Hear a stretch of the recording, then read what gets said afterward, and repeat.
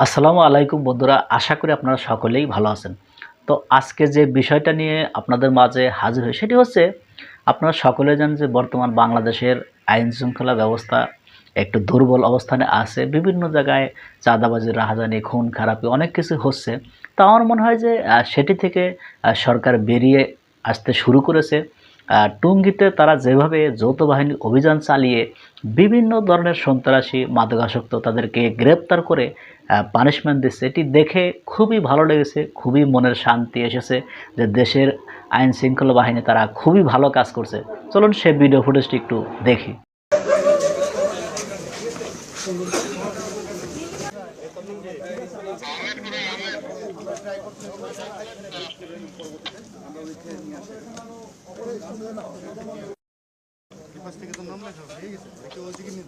যেখান থেকে নাম লেখা হয়েছে সেখানে রাখেন না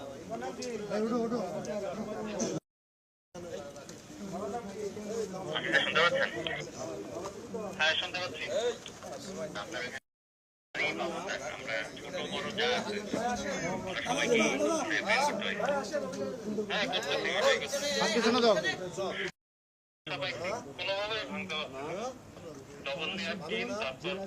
মোটা কাঠ দিয়া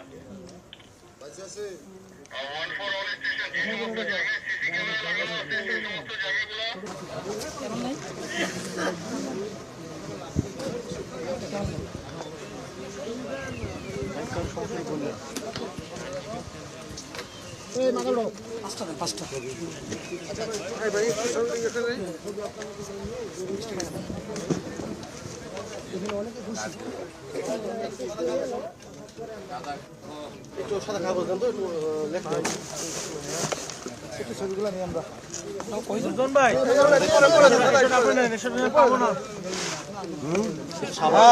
সাবার কিছু গ্রেফতার করছে, এদিকে আমরা মানে মেলা তো একটু আসতে ভালো ভাই। সামনে গেলে কেমন নেবো? আমাকে তো ঢুকে যান আপনি। এখান থেকে একটা পেজ দেন ভাই, মাথাটা উঁচা করেন। হ্যাঁ,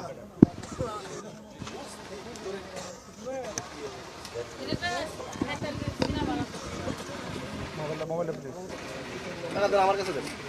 এই মাথাটা একটু উঁচা করেন।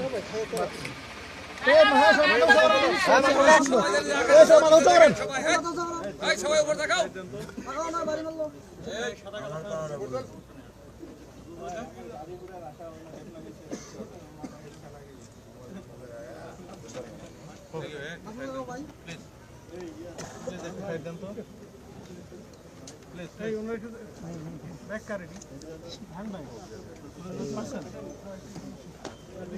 নুরজন ভাই, ভাই 3 অ্যাঙ্গেল চালাইন। বাইরে লাইটে কেউ ধরে না ভাই, বাইরে লাইটে কেউ ধরে না।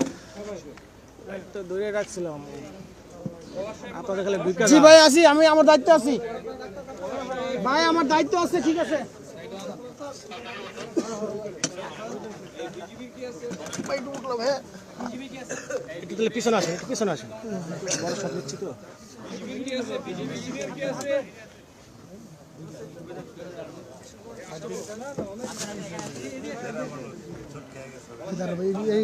একসাথে পড়ে নি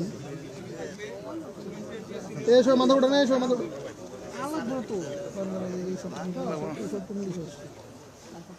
বিজেপির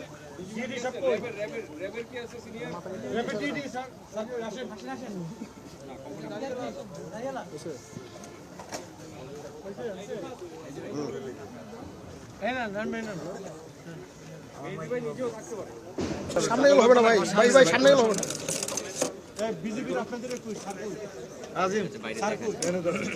এই বেটনটা সরাই ফেলেন, র্যাবের যে দাঁড়াবে সে বেটনটা সরাই ফেলেন। ভাই আপনি এই ফুটেজটা নেন, হোয়াটসঅ্যাপে। হ্যাঁ, এটা দেখছি।